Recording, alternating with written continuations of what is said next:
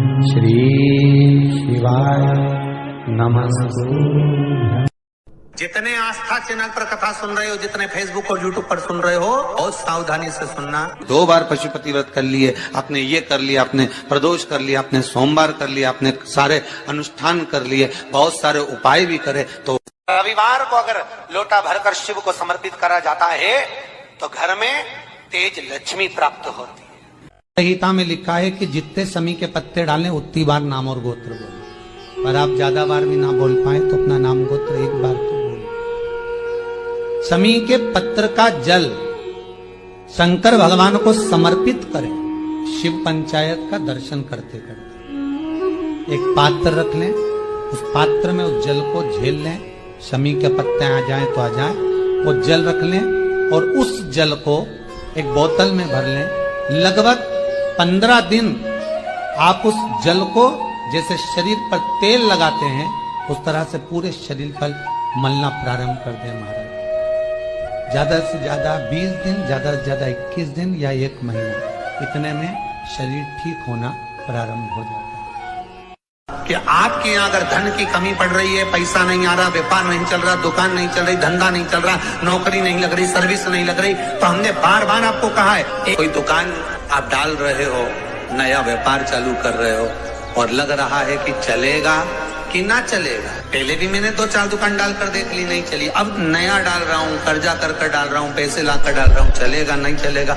आम के पत्ते की भस्म मिल जाए, स्वस्तिक का निर्माण कर दो, फिर आप अंदर कोई पूजन करो ना करो, आपने कोई अनुष्ठान करा ना करा, यज्ञ पूजन करी ना करी, अगर आप प्रवेश भी कर गए, इतना आपके पास धन नहीं था और आप प्रवेश भी कर गए तो भी घाटे में नहीं जाओगे।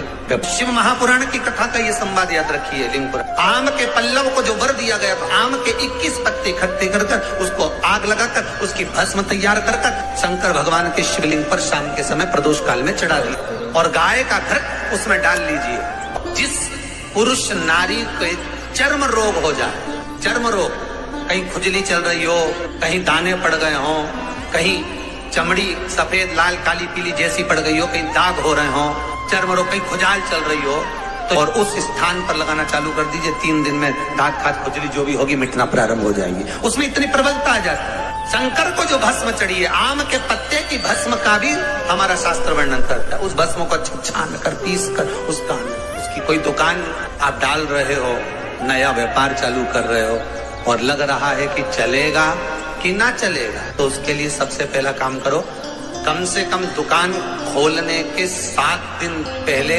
आम के पत्ते की बंदरवाल बांधो। दुकान का मुहूर्त होने के 7 दिन पहले आम के पत्ते की बंदरवाल बांधो और कहीं आम के पत्ते की भस्म मिल जाए, वही भस्म जो आम के पत्ते 21 उठाए सूखे वाले, अलग से तोड़ के मत सुखाना, उसमें थोड़ा सा चंदन मिलाकर और उसी से सम्मुख में जहां 7 दिन पहले तुमने बंदरबल बांधी है, दुकान खोलने वाले दिन उसी आम के पल्लव की भस्म जो शिव पर चढ़ी थी उसी में चंदन मिला हुआ वो एक स्वस्तिक का निर्माण कर दो। फिर आप अंदर कोई पूजन करो ना करो, आपने कोई अनुष्ठान करा ना करा, यज्ञ पूजन करी ना करी, अगर आप प्रवेश भी कर गए, इतना आपके पास धन नहीं था और आप प्रवेश भी कर गए तो भी घाटे में नहीं जाओगे। व्यापार उन्नति की ओर ही बढ़ेगा, व्यापार बढ़ेगा। उसमें आम के पल्लव में अगर कामदेव छुपकर भस्म होते हैं तो शंकर मेरे आम के पल्लव को भी वर प्रदान कर देते, आम के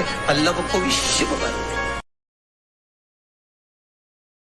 रविवार को जो बेलपत्री के वृक्ष के नीचे जौ के आटे का चौमुखी दिया, सरसों का तेल डालकर उसमें काली तिल डालकर उसमें एक सफेद फूल डालकर बेलपत्री के वृक्ष के नीचे जैसे एक चौमुखी दिए को जौ के आटे के दिए को लगा दिया जाता है। जो व्यक्ति चिड़चिड़ करता है, जो व्यक्ति क्रोध करता है, जो व्यक्ति अपशब्द बोलता है, आड़ा टेढ़ा बोलता है, ताने देता है, ईर्ष्या रखता है, घर में चिड़चिड़ करे, पूरे घर को अस्त व्यस्त कर रखा, उस व्यक्ति का नाम और गोत्र बोलकर मात्र एक दिया लगा दिया जाए, व्यक्ति अपशब्द कहना बंद कर देता है, उसका प्रेम प्रबल हो जाता है, उसकी ईर्ष्या समाप्त हो जाती है, उसकी नफरत समाप्त हो जाती है। हम आपसे बार बार कहते हैं ना, कई बार आपको कहा कि आपके यहाँ अगर धन की कमी पड़ रही है, पैसा नहीं आ रहा, व्यापार नहीं चल रहा, दुकान नहीं चल रही, धंधा नहीं चल रहा, नौकरी नहीं लग रही, सर्विस नहीं लग रही, तो हमने बार बार आपको कहा है, एक दिया बेलपत्री के पेड़ के नीचे लगाओ घी का, और एक दिया शंकर के मंदिर की चौखट पर लगाकर। बार बार आपको कहा, उस पर विश्वास रखकर लगाओगे,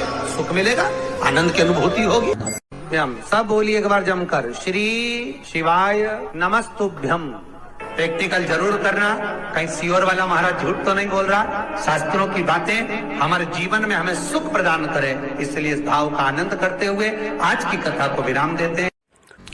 अगर आपको वीडियो पसंद आई है तो वीडियो को लाइक कर दे, चैनल को सब्सक्राइब कर दे, पास में ही बेल आइकन है उसे प्रेस कर दे, ताकि पूज्य पंडित प्रदीप जी मिश्रा जी के जो वीडियोस की अपडेट है वो तुरंत आपको मिलती रहे। श्री शिवाय नमस्तुभ्यम। महादेव आपकी हर मनोकामना पूरी करे। धन्यवाद।